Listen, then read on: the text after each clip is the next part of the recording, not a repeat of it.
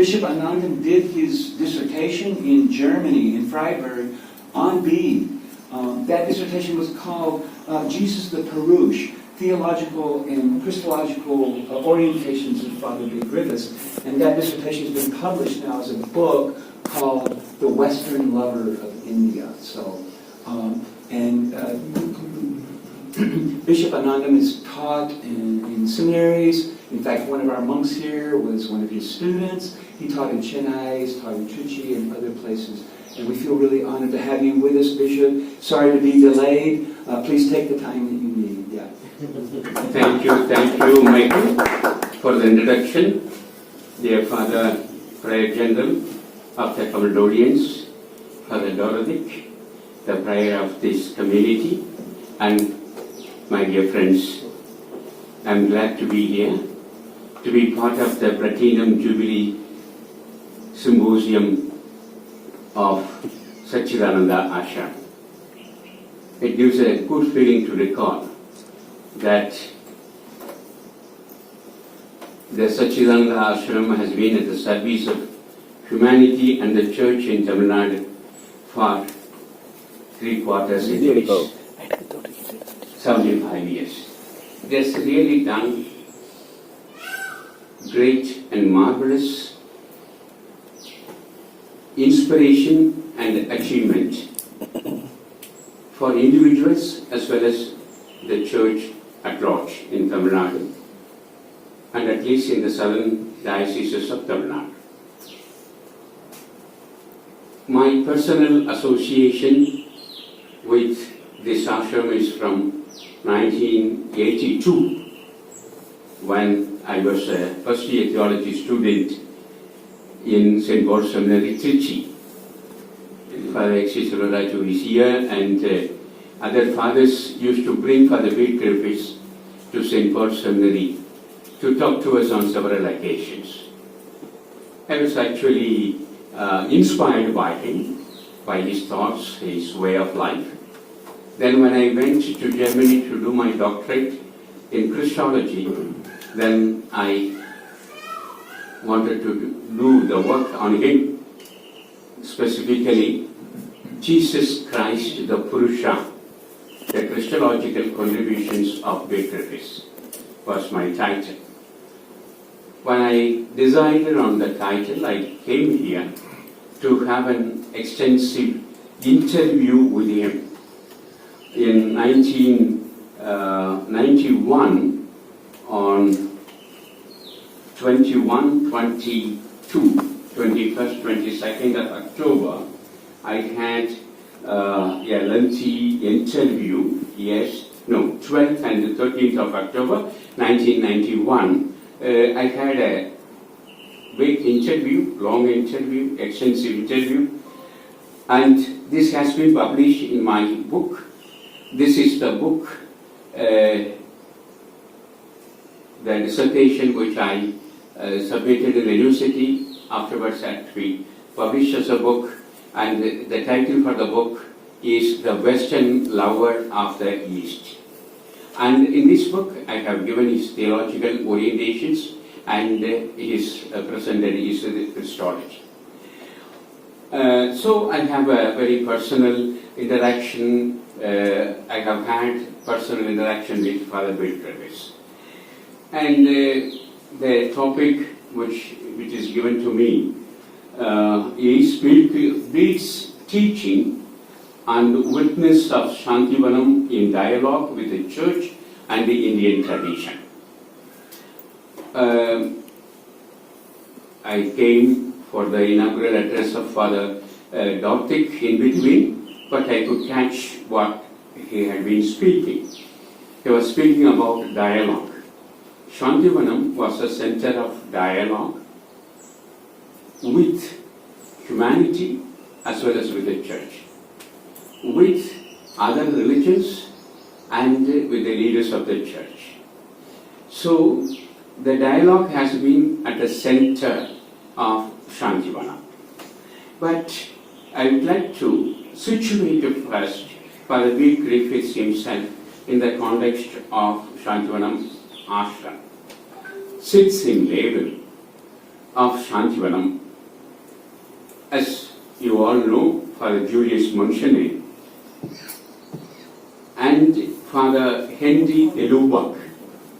These two are the founders of this ashram. Julius Munchene is the founder, and the co-founder is Father Henry.De.Porrus. Then Father Bede Griffiths became the protagonist. If you have different ideas, then you can share with me at the end. Okay? Henry, let's stop. Sorry. Can you, yes, Henry Lezo. That's correct. Lubak was close friends with No. Yes. Yes. I come to speak about, I think it is preoccupation with Neluvar. Yeah. Yes. Henry Lezo, yes.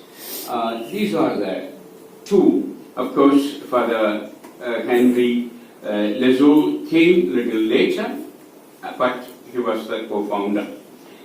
What was the beauty of them? They took Indian names. Father Julius Munchene himself took the name of Parama Ananda and Lezo Abhishektananda. Father Bede Griffiths, Dayananda. But the first and the third were known by their original names. Henry Lezo is not known by that name at all. If you speak to the strangers, they will not know, but only by name Abhishektananda.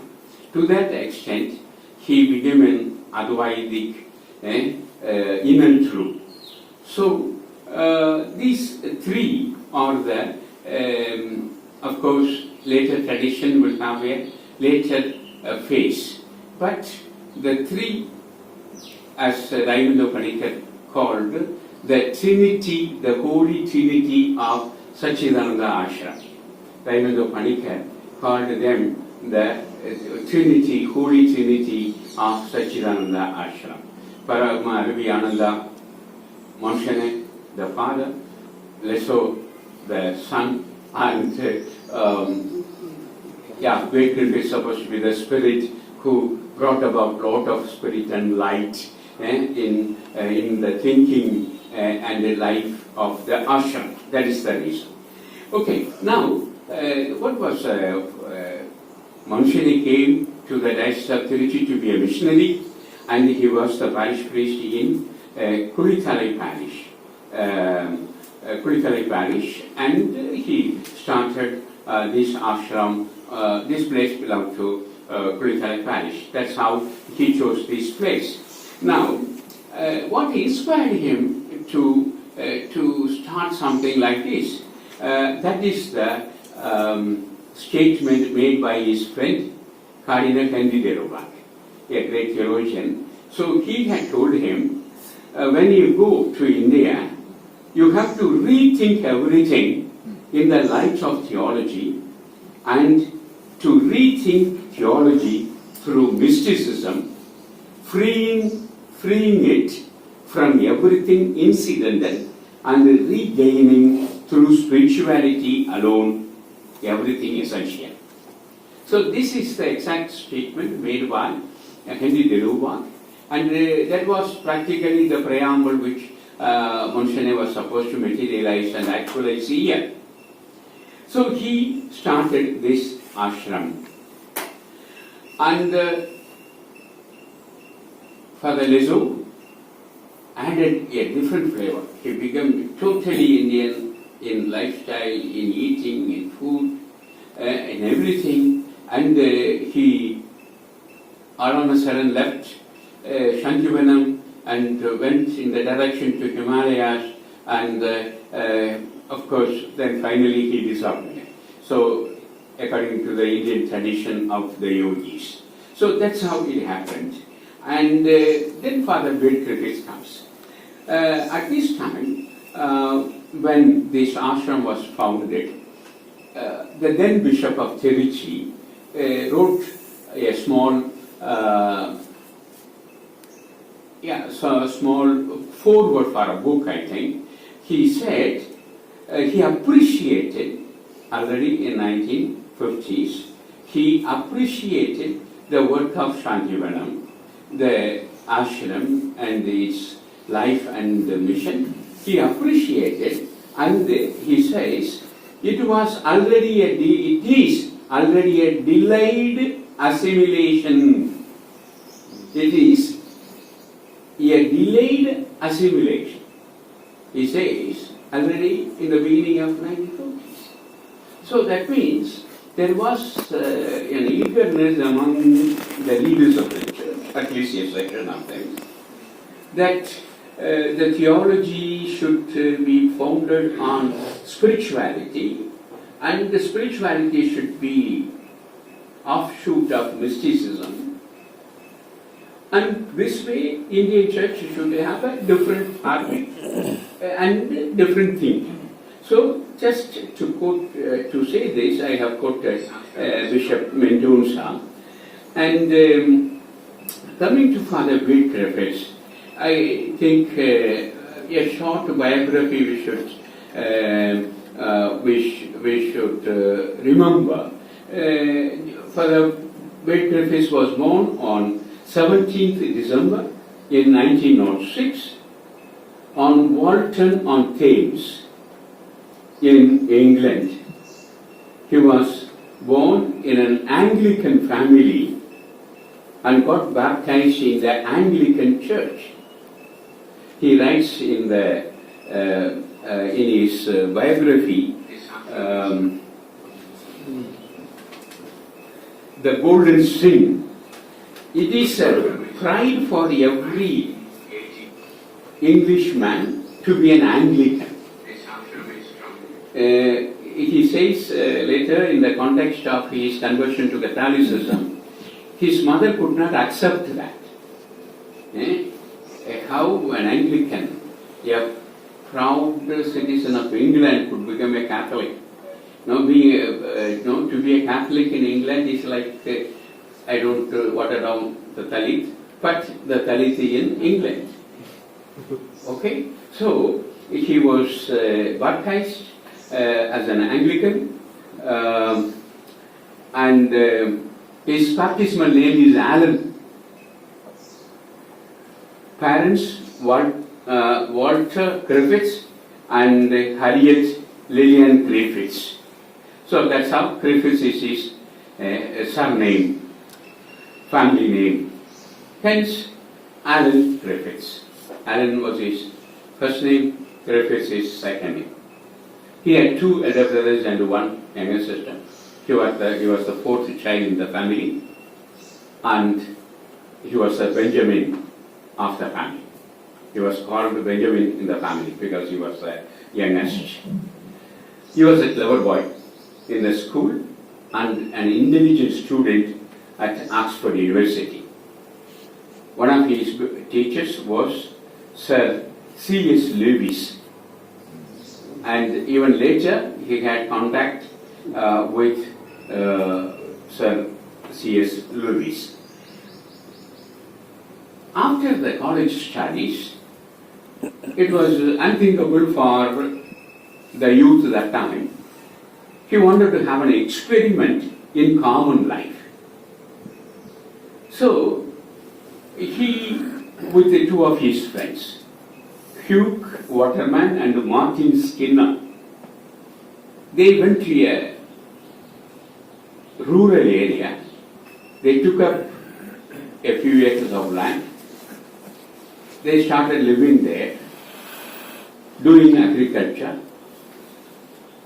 Bede Griffiths, Alan had already that time an aversion to the inventions and discoveries of the modern period.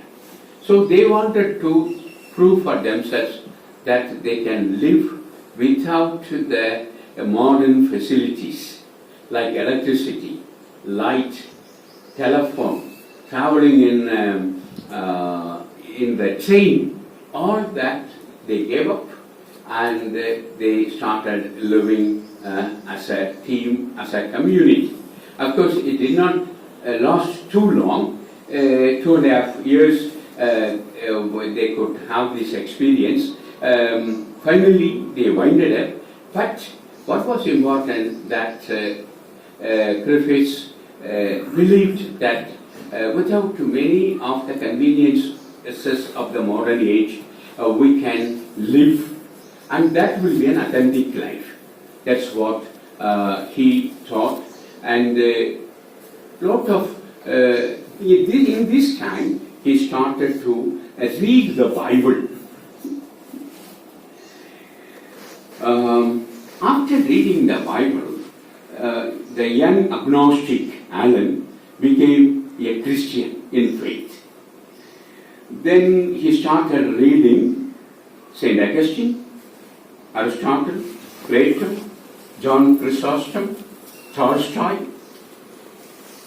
and the 17th century Anglican divines and Cardinal Newman. He quotes many times Spinoza and Newman. Also, we could see the influences in his writings or thinking, the authors I have mentioned just now. All this reading led him to Christian faith and even to mystical experience. Especially Spinoza led him to, his reading of Spinoza led him to mystical life. And he had a mystical life, and in this in my book I have quoted him. He went in the morning for a prayer, and when he woke from his prayer, deep prayer, it was already evening. At this time of morning to evening, some 8 hours went away just like a few minutes. This is what is mystical experience, he says. So this is one of the recorded experiences, mystical experiences, or the first and the deeper experience which has guided him throughout his life. Then this growth into spiritual life and this experience of mysticism led him to change his church. So from Anglican church, he got changed. He became the Catholic. He was received in the Benedictine monastery on the eve of Christmas in the year 1931. When he became a Catholic, he took the first name Bede. So Bede is the 11th century historian, Saint Bede, for whom he has got a great admiration. And Bede also enjoyed history. Reading the history also changed his attitude to life and people. So he took the name when he became a Catholic, Bede, and for the rest of his life he was known as Bede Griffiths. He became a novice in Benedictine order on 20th December 1932, and on 9th March 1940 he was ordained a priest.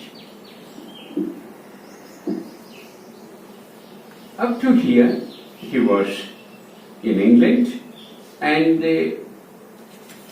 he also writes about his life as a priest in 2-3 monasteries in England. He was mainly the guest master. And the Benedictine spirituality or rules say that the visitor is like Jesus Christ himself.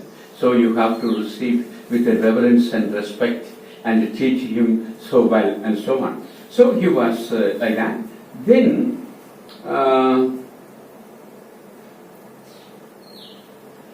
from there he had an opportunity. He had an invitation from Father Benedict Alapat, who was a Benedictine already. He wanted to establish a Benedictine monastery in India, and he is pretty experimental. And Bede Griffiths expressed his desire to join him, and both of them came to Bangalore, and Fr.Bede established the Benedictine monastery. Now it is called SHANTIVANAM. And later from there, Father Griffiths moved to Kurusumala. And from Kurusumala, after a short period there, when Father Lesso left Shantivanam, they needed somebody, and Bede Griffiths was invited, and for the rest of about 38 years, he was Acharya Guru of this Shantivanam ashram. As a student and as a young priest, many times I have come to spend simply some time in the ashram and to listen to Father Griffiths and to join him in the Eucharist and so on. This was a very tremendous experience which I treasure even today. Unforgettable experience of Shantivanam and Father Bede Griffiths. Now, when he left England, he says why he left England to India. He says, I felt the need of something more which the East alone can give. Above all, the sense of the presence of God in nature and the soul, a kind of natural mysticism which is the basis of all Indian spirituality. So, in short, he says that he left England to discover the other half of his soul. Okay, this is the short biography of Father Bede Griffiths.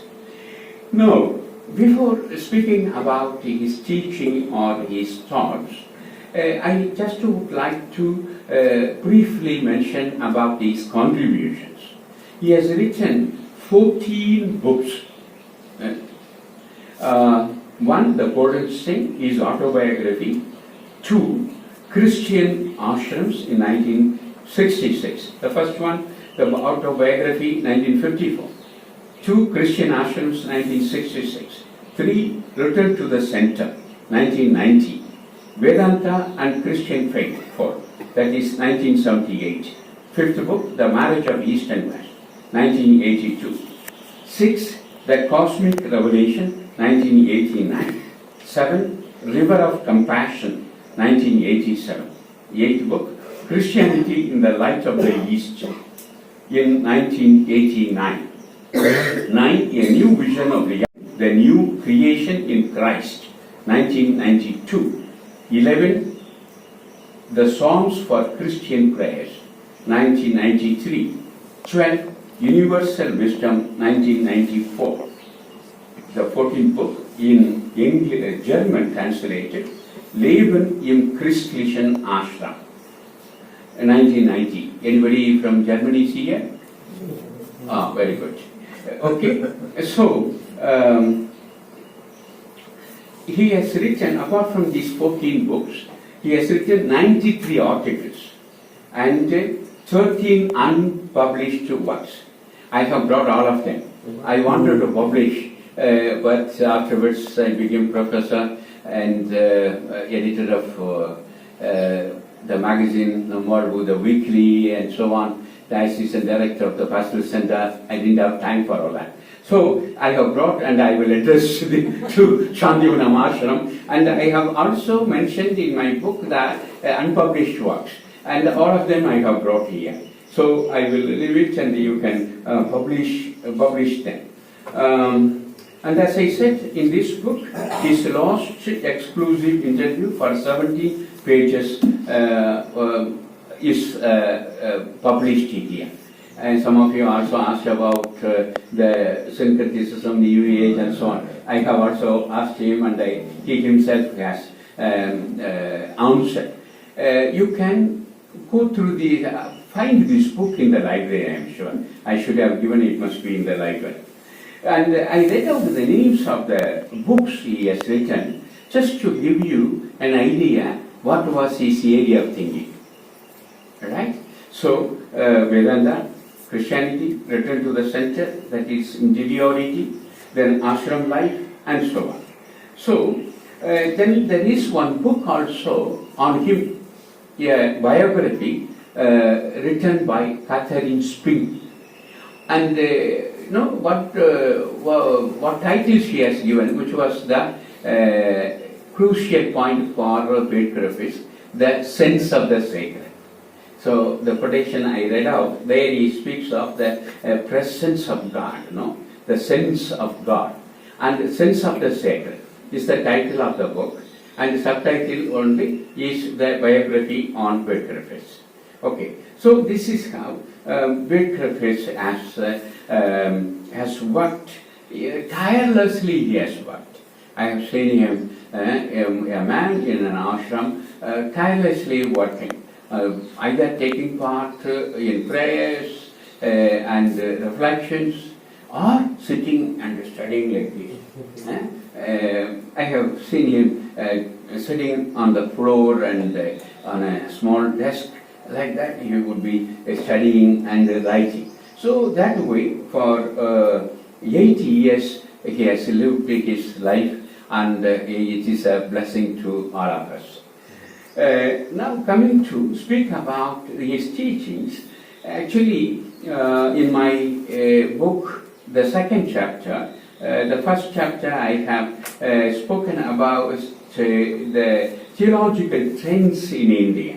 Okay, so to situate Bede himself, I spoke about the theological trends in India, and then I came to the biography section on him.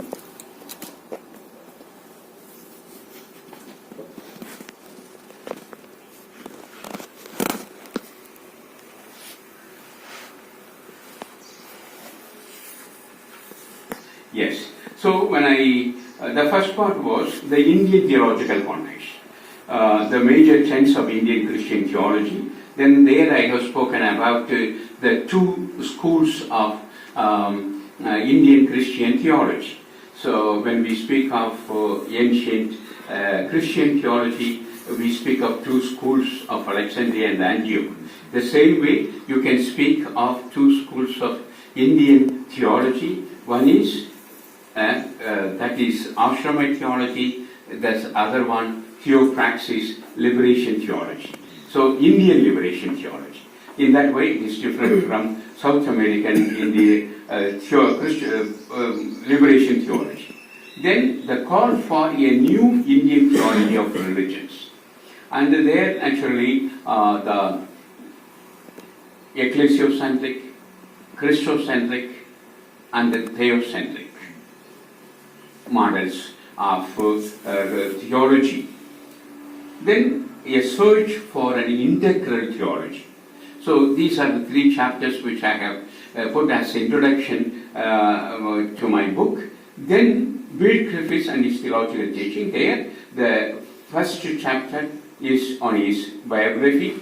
The second chapter is on the points of departure for Griffith's theological thinking.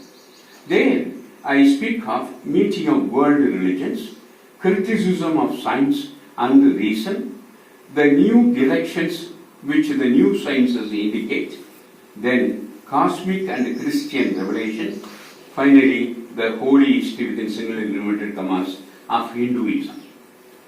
Then I come to the third part. Third part has four lengthy chapters, because that was practically the concentration of my thesis, that is Jesus Christ as Purusha. So the challenges of incarnation to India, Jesus Christ the cosmic person, the uniqueness of God's revelation in Jesus Christ, and then evaluation. So that four chapters I have.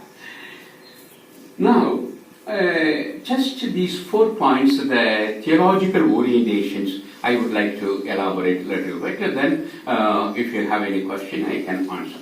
Now, coming to the theological orientations, meeting of world religions was an important dimension in his life.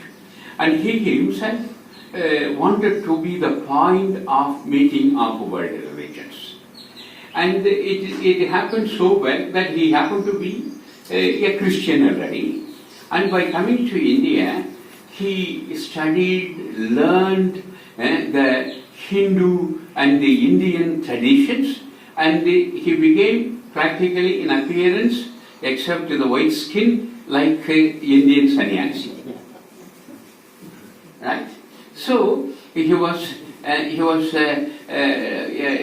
a man in whom practically two religions, Christianity and Hinduism, got totally integrated like.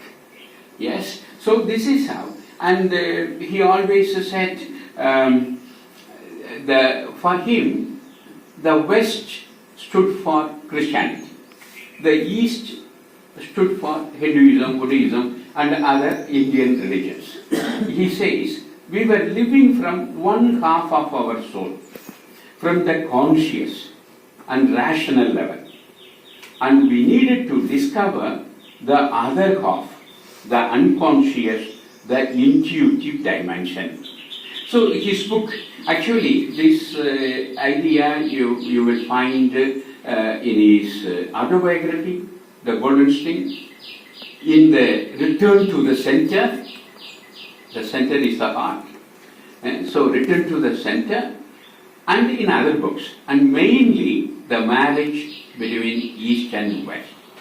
There he takes the West for the masculine and the East for the feminine. And so elaborately he explains, and finally he says,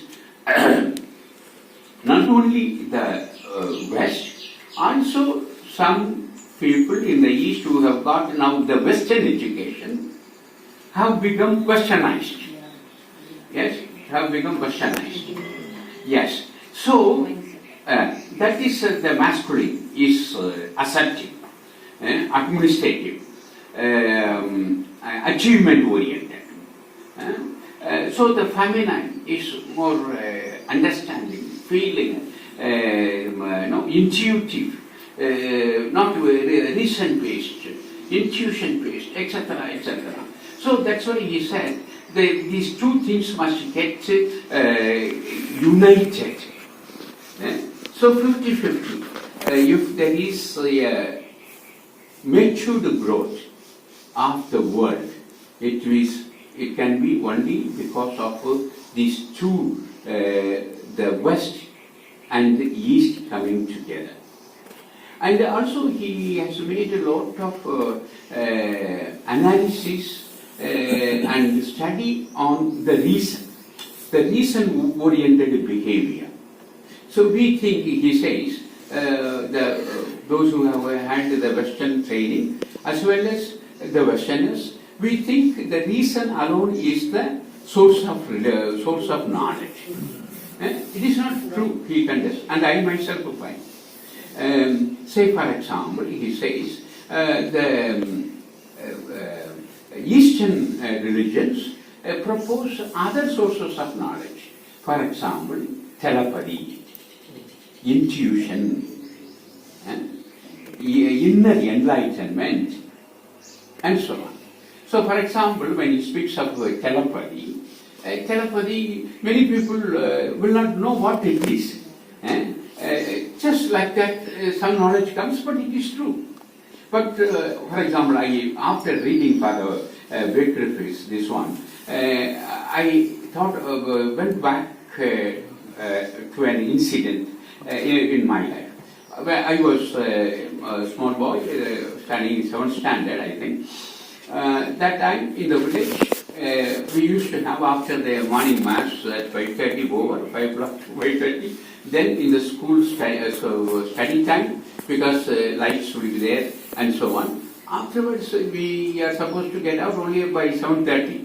Around 7 o'clock, one of my teachers, a male teacher, comes and tells me, Anand, go and see, your mother is crying.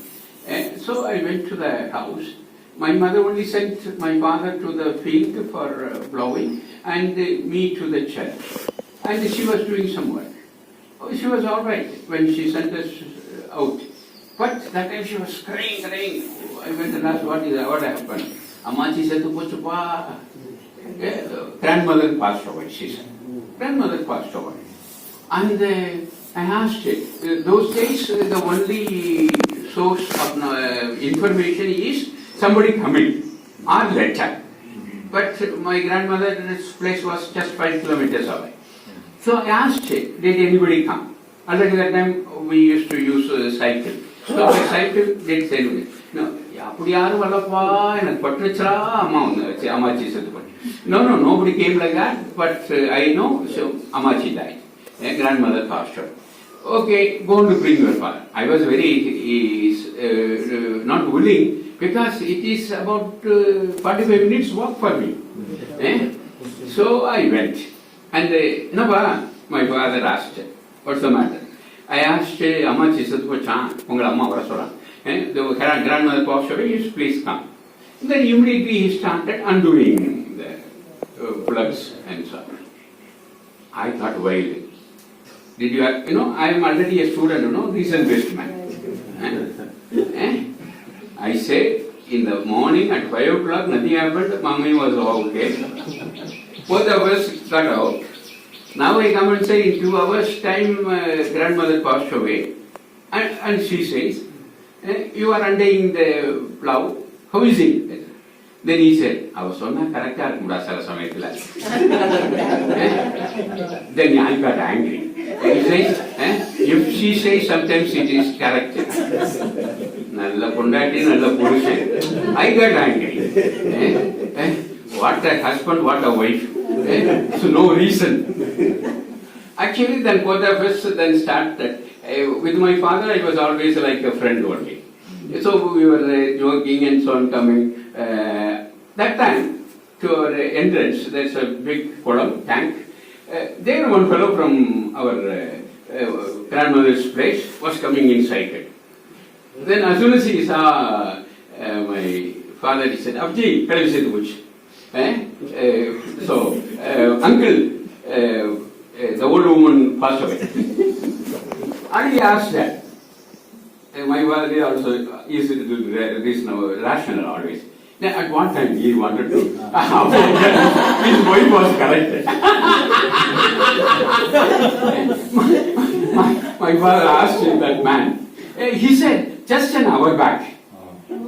Just an hour back. She was all right, she got up and came and brought coffee to the old man, her husband, and he was drinking coffee, she collapsed and died, he said. Then I started referred to Father what Peter said. See, Peter said, telepathy works among those who have not gone to the school, those who have not developed the reason. Yes, that's what he says. And I said my mother was not idiot, but she was an intelligent woman, all the same. But this telepathy did not work at the later levels.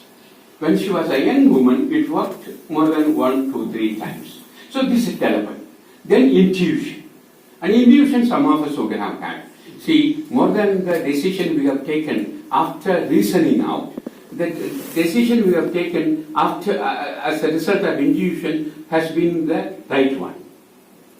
Okay? So, intuition. Then enlightenment, inner enlightenment. These are the 3 sources of knowledge which the East presents to us. Okay? So this is how. Then he starts criticizing the whole invention, discovery, and all that has come as a result of the modern scientific inventions. So then he says we should return to the center. We should have Ashramite life. We should withdraw ourselves from this hectic, noisy world. And he also has beautiful reflections on silence. We are not able to be in silence because we are terribly frightened to be in silence. There you face yourself and you face God. That's why you are terribly frightened. Hence, you should definitely withdraw yourself. And he also, here and there, quoted some Hindu officials, big officials, who came to the ashram every weekend to be quiet, to be in silence. So this is way the East has much more to offer than what the West knows of now. That's what very clearly he says, emphatically. And about science he criticizes. And in my book, I have also quoted, you can, but if you go to the book, the Return to the Center, he says, the science, what does account for? It accounts for only the appearance, right? It doesn't account for the inner reality. That is the reason why he is not for science at all. Science and reason, they are deviating people from the reality of God, reality of unity, reality of dialogue with all religions, etc. So this is one important point, meeting of world religions, which was his important concern. Second is the criticism of science and reason. Maybe one or two quotations I can read.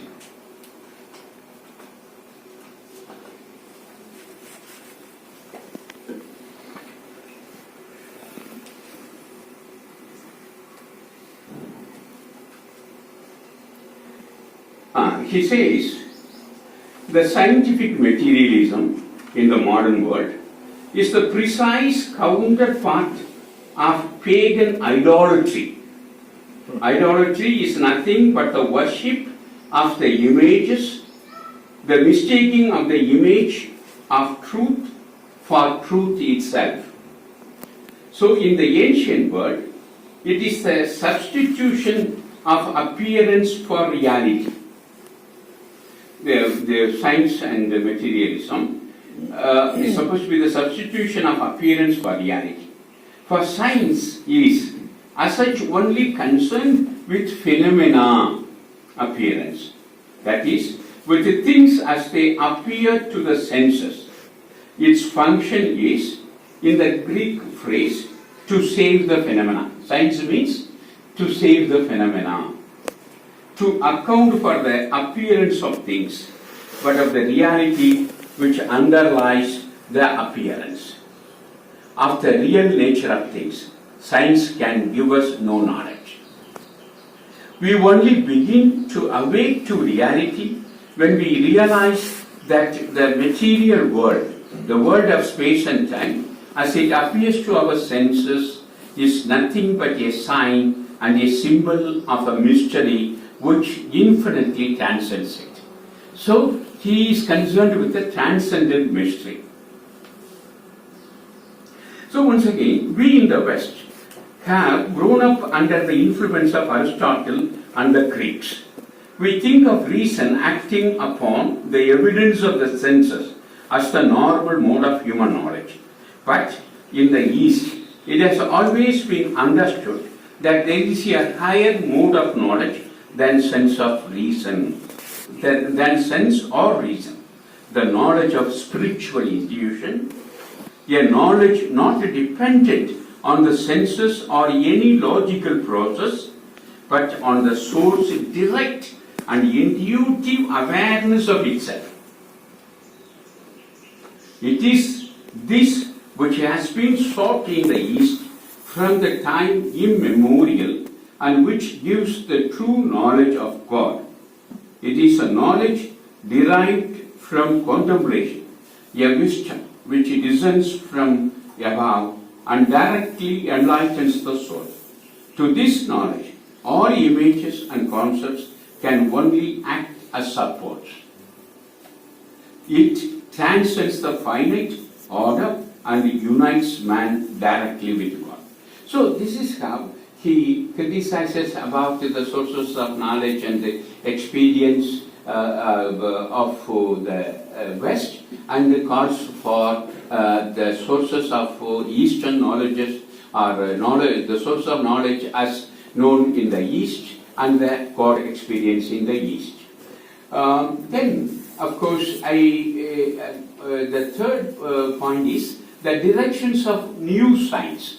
Actually, in one part, Wycliffe has absolute truth.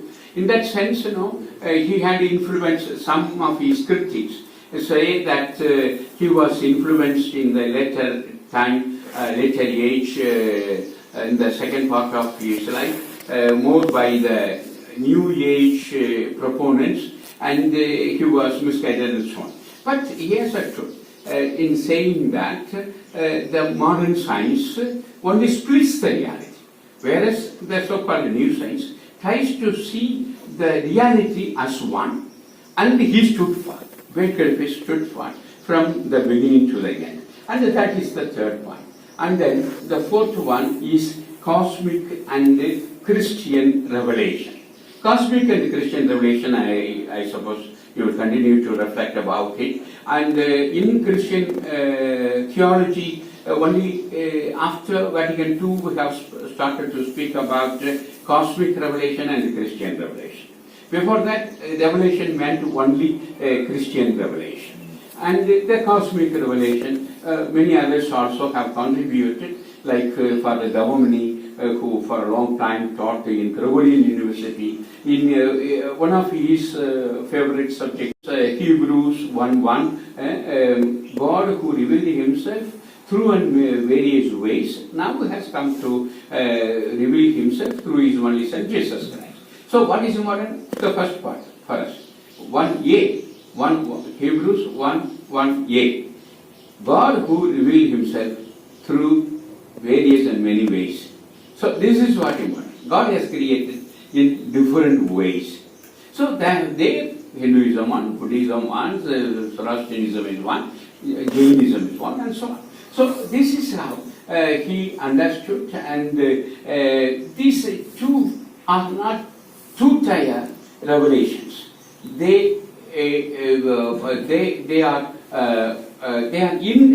interconnected. He says God created. God revealed himself through creation. For example, he speaks of the mountain. Why did the people have built temples there? Because they thought God is above, transcendent. Okay? So then in big mountains, God lives. It's all symbolic. But the truth is there. The same way, God is here within. I remember when he came to St. Paul's to give a talk for a theology class, he said, he narrated an experience of him. He went to a government school, 11th standard or 10th standard boys and girls. There he asked, where is God? Some put the hand and said, in the heaven. And some put the hand here to the heart. And he asked those who put the hand up towards heaven, get up. And they were all Christians. And the boys and the hands who said here, they were Hindus. So this is, he shared with us in the class. So this is how he says the cosmic and the Christian revelation, they contribute to each other.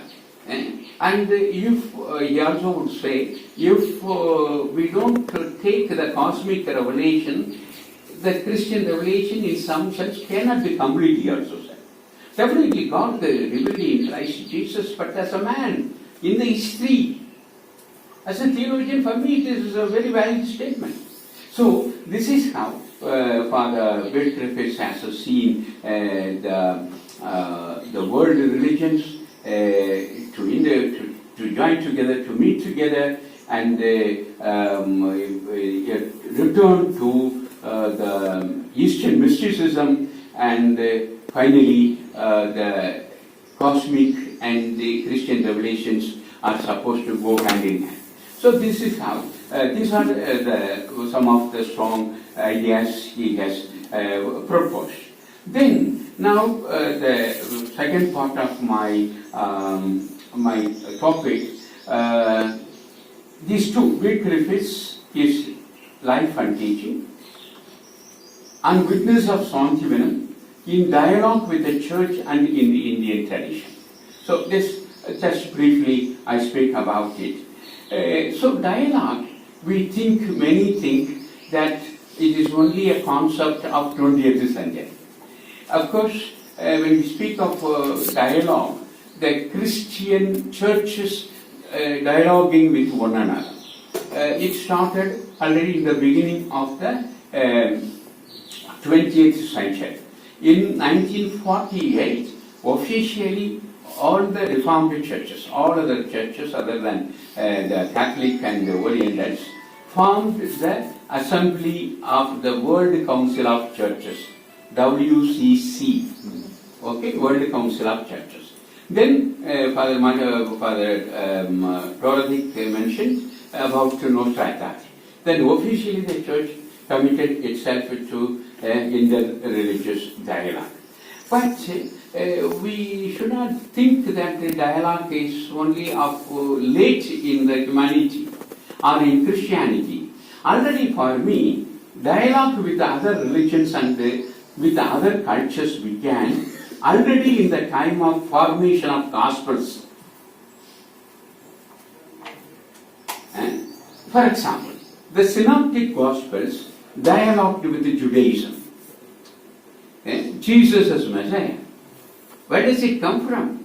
Because the Gospel dialogued with the concepts of Judaism, they could proclaim Jesus as Messiah, Jesus as Christ. Then John, because he lived in Ephesus, in pagan world, and what was the right concept for him to speak about Christ? The Word was in the beginning. The Word was with God. The Word was God Himself. So the Logos. Logos was the main concept in the Greek philosophy. According to the Greek philosophy, it is Logos which brings about order in the world. It is the subordinate of God, or the mind of God. So he uses the word Logos. So we see, already during the gospel formation, we have dialogue taking place with the religions of other religions and other cultures. So this dialogue of the early Christian centuries got stopped in the medieval period. In 20th century, again, the need for it is visible, and without a dialogue we will perish. If there is only monologue in politics, in Wirtschaft, in economy, and in the cultures, the humanity will perish. So the dialogue is the way in which the world can continue to exist. So Nostra Aetate makes very clear, and the rays of truth are found in all religions. So very clearly, solemnly, Vatican II makes this statement. Now, through Fr.Bede through his life, very clear, is jnana, meditation, how he got totally taken up by Eastern meditation, and I am sure you know the difference between Eastern meditation and the Western or Christian meditation. Abhishektananda is one of his books. I have read the books of the other two also. As a preparation to speak about Bede, I read all of them. In one thing, he now Lectio Divina is very popular among us, very good also. But at the same time, he says, what is Christian meditation? First, we read the scripture. Then we reflect and think what it has to say to us. Okay? Then we make resolution. So I will want to do this and I will do this and so on. Then finally we make a prayer. Okay? With a prayer, Lord help me to be in my resolve firmly and so on. So what happens, all the time you have given work to your mind. Now, after your meditation, you got tired than before you entered into meditation. So, Abhishektananda asked, what is the goal of meditation? the goal of meditation is to relax you. To relax you, to feel free. On the contrary, the Western meditation makes you tensed. So, you should not. That's the reason why. Then he says, Anandam, actually Bede also, what is the goal of Indian meditation? It is cessation of thinking, to stop thinking, to enter into the inner reality. Aham Brahmasmi. You start there. God, you find that God here. So this way of life definitely is a teaching for us. His dress, food, silence, ashramite ethics. All this.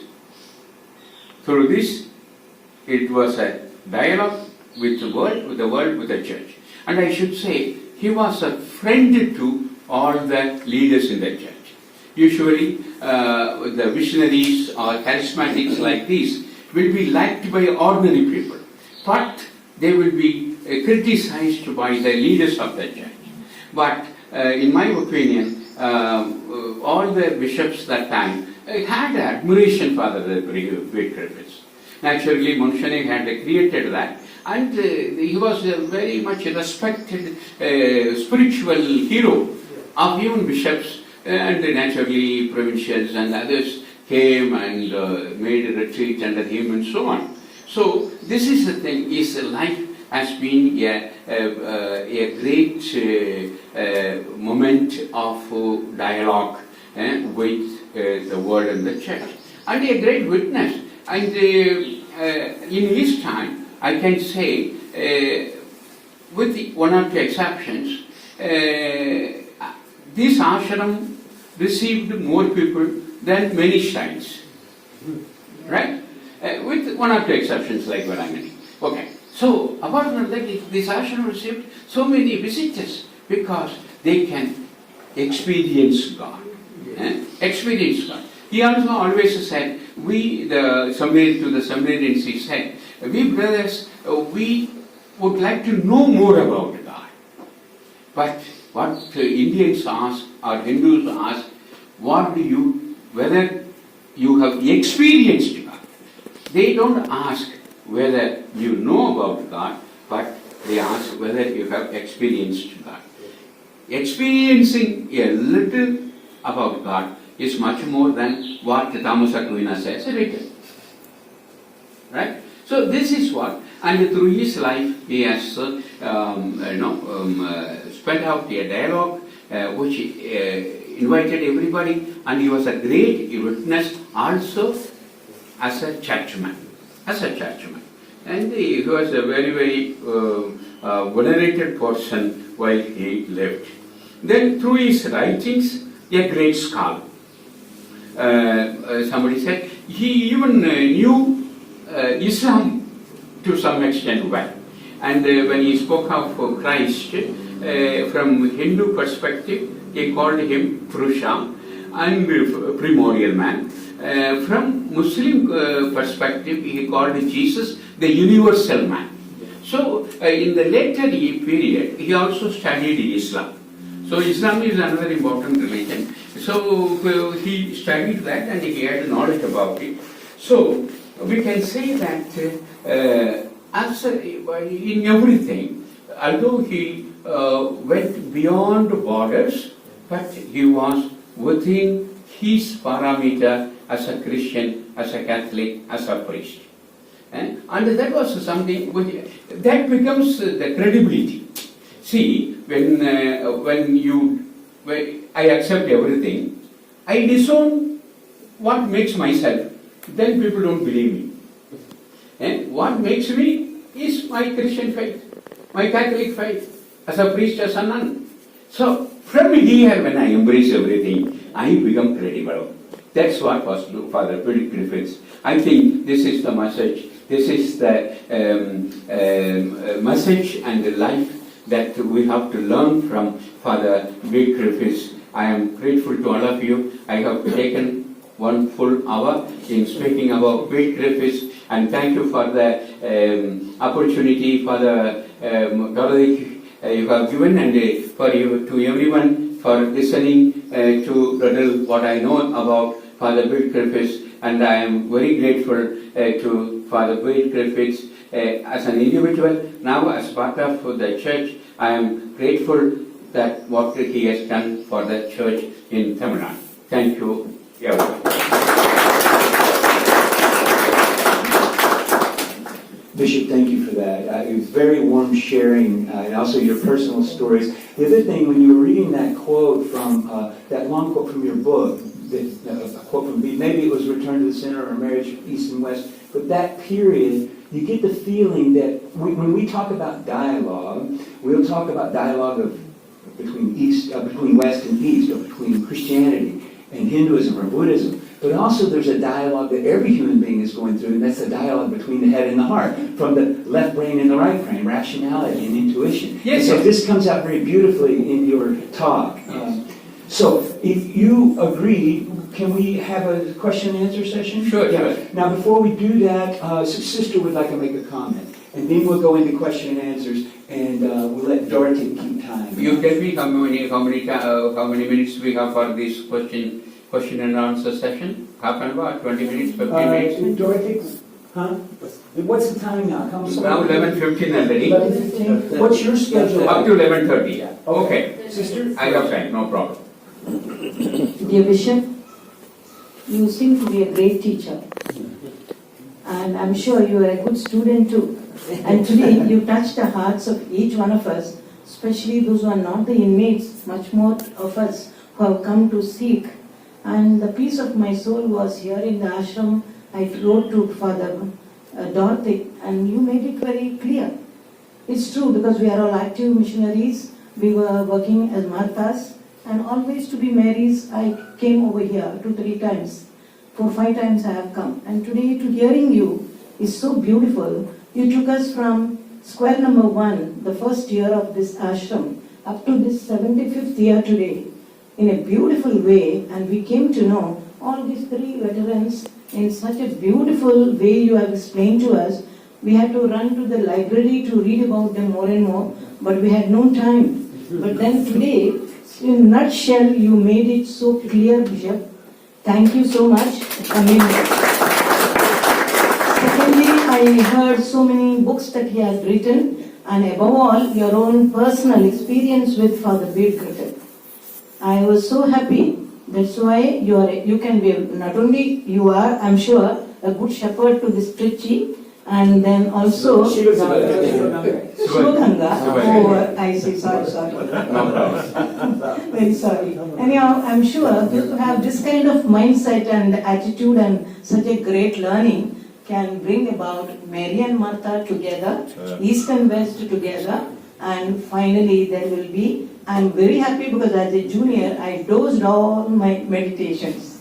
And today, not only today, 2 things I like the most. One is the meditation makes you light if you are really silent and still. Secondly, I liked also, Bishop said, feminine spirituality, intuition, enlightenment. Many times reason, men don't believe us at all. Thank God, Bishop's father believed his wife. I'm so proud of your father. Because my own uncle who was a Jesuit told me, Agnes, your heart rules your head. Maybe sometimes I thought, but today I understand the Father Bede Griffith, who went through both the spiritualities, feminine as well as Western as well as Eastern. Thank you, Bishop. I won't lengthen my thanks. Okay, Thanks for being here. Thank you. So we have some time for questions. Father, Bishop, I think there's going to be many questions, especially we're interested about these unpublished. I think there's many people here who be interested in those. Yeah. But let's give preference here. I'm going to put Cyprian. This is Father Cyprian Concilio. Bishop, thank you so much. I work a lot in interreligious dialogue, and my job is both to